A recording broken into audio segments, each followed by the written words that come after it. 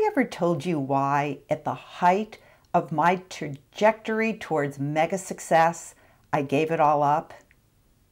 I'm Deborah Poneman with Yes to Success, where for over 40 years I've been helping people live their ultimate life. In the early 1980s, I started my seminar company, Yes to Success, using the principles that I teach, like an idea comes to you because it wants to be manifested through you. Or don't wait until you think you're ready, because you'll never think you're ready. Or keep your sacred ideas secret. And I did all of those things because I did not want to run up against the discouragement committee. I also followed my own advice. I took a step from which there was no turning back.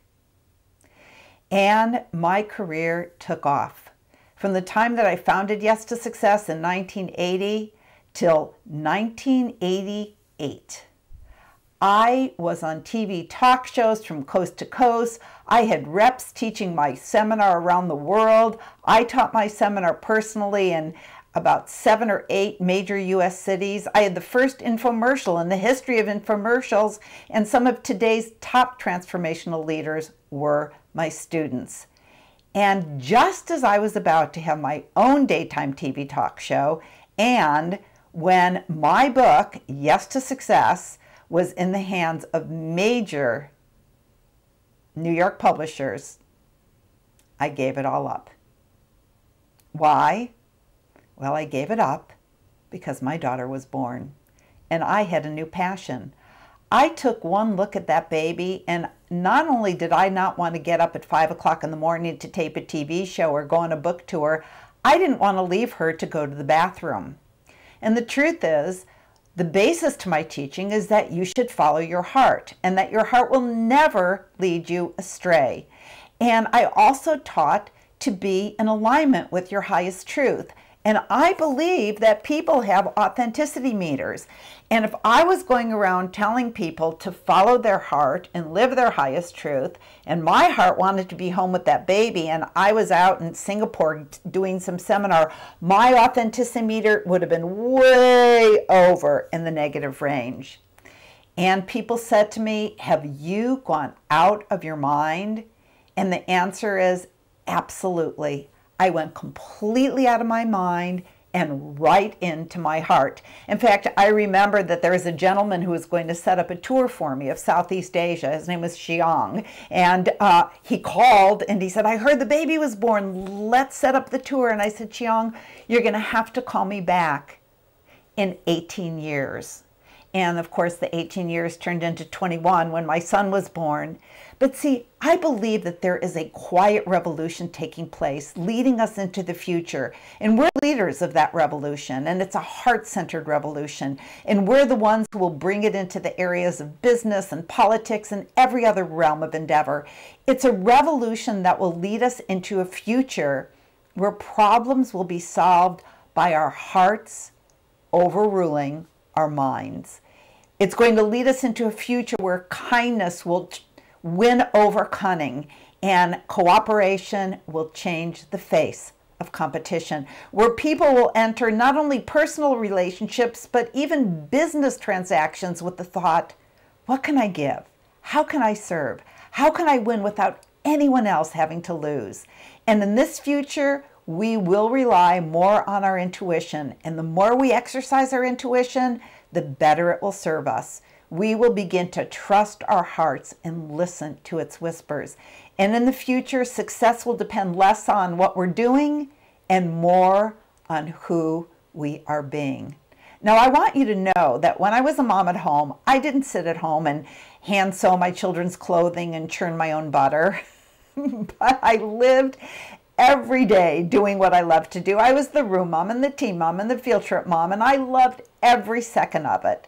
I did co-author a book on how to cook for your vegetarian kids, and later Chicken Soup for the American Idol Soul. And I ran a home-based business and helped educate people on the importance of creating a non-toxic home and non-toxic schools.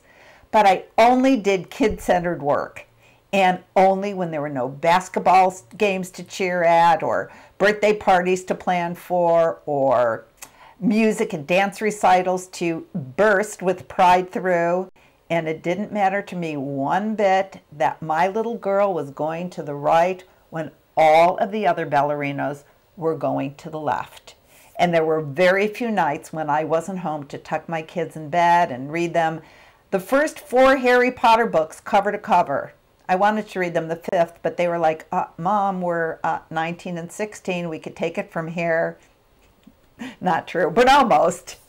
Anyway, so was I always grateful that I listened to my heart and I took almost 20 years away from my career? Absolutely not. Of course there were times when I doubted myself and I thought that I had made a gigantic mistake. As a matter of fact, there were times when my students were on the New York Times bestseller list when I thought that I had completely ruined my life. As a matter of fact, I want to share a great story with you. There was one day where my kids were particularly let's say out of sorts, okay? And I very seldom put them in front of the TV, but this was a TV day, all right? So my daughter wanted to watch Barney, and she actually had a speech impediment. She couldn't say her R's. So she's sitting on the couch, and she's like, Wheels Boney, Wheels Boney. And I'm like, okay, honey, I'm finding you Boney. And I think my kids were like 5 and 2 at the time, something like that. Yeah, because Daniel was still in diapers. So I'm doing a channel check, and I'm looking for Barney. And as I'm turning the dial, yes, we had dials back then. As I'm turning the dial, I see Oprah. And there on Oprah was one of my students. And not only was my student on Oprah, but my student was doing a demonstration of the power of the mind that he had learned at my seminar that I had actually cognized in a meditation. Now, I want to be very clear here. It was absolutely fine for him to be teaching this to Oprah. As a matter of fact, when I took off those 20 years, when I left my career, I said to all my students, take this material. The world needs it. Public domain. Don't even have to give me credit. However, at that particular moment, he had Oprah. I had these 2 whiny kids on the couch, and I'm standing in front of the TV, and I burst into tears. I'm like, oh, I ruined my life. And literally, I was like hyperventilating. Well, that was bad news. The good news is that it made my kids stop whining because they were in shock. And the only thing that kind of tore me away from my self-imposed pity party is when my daughter goes, Mommy, and I'm like, yes, sweetheart. She says, I think you forgot our popsicles. Back to reality. So I go into the kitchen and I start pouring the orange juice into the molds to make them their popsicles. And I am mad at God. I'm like, wait a second. That was supposed to be me with the best-selling book on Oprah. And I hear this voice of God. Now, let me tell you, when I say hear the voice of God, I don't mean like Charlton Heston, like, Deborah, we know it was supposed to be you. No, not like that. It's kind of like a little whisper. But the voice of God said to me, remember the book. And I said, yes, I do remember the book. It was in the hands of a New York publisher. And then that voice of God said, no, not that book. And I saw an image of a book I had read several years before, and it was about a man who had actually died. He was flatlined for a long time, and then they revived him, and he came back, and he wrote a book, and he told the story about what happened when he was on the other side. And he said that what happened was that he went through that proverbial tunnel of darkness, and at the end of the tunnel of darkness, there was a being of light. And the being of light said to him, would you like to see a highlight reel of the most important moments of your life? And the man was like, yes, I would. And the being of light, he says in this book, showed him a very short reel. It showed him dancing with his daughter at her wedding. It showed him teaching his son how to swing a baseball bat, but not much more than that.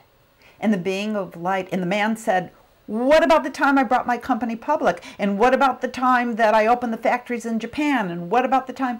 And the being of light said, all of those moments glorified you.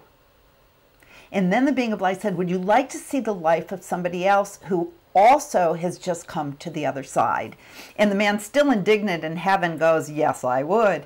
And in this book, he tells the story of how these curtains of golden light parted, And there, sitting on a throne of golden light, was the woman who used to clean his house, who would take 2-3 buses just to be able to make a few dollars by cleaning the man's toilets. And the being of light then started the highlight reel of her life.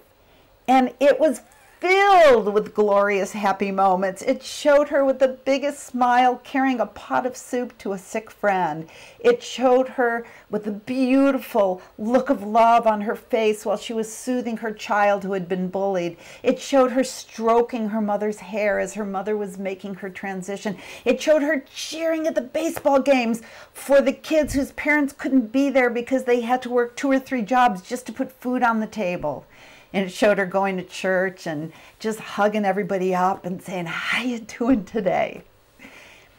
And then the being of light said, when you get here, you find out that the only thing that matters while you're on earth is how much love you give.